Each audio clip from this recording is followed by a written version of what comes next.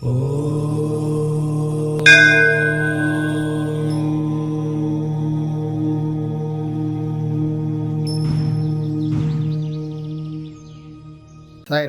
నేను మీ విశ్వకర్మ వాసి యూట్యూబ్ ఛానల్కి స్వాగతం.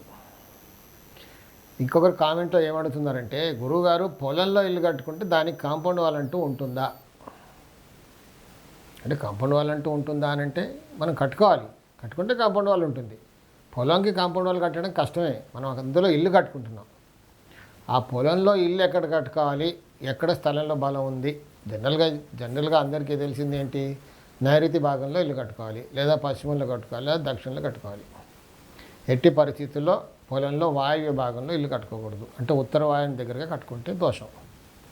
కాంపౌండ్ వాల్ అంటూ ఉండదు, ఒప్పుకుంటాను. లేదా ఆగ్నేయానికి దగ్గరగా కట్టుకోవాలి, తూర్పులో.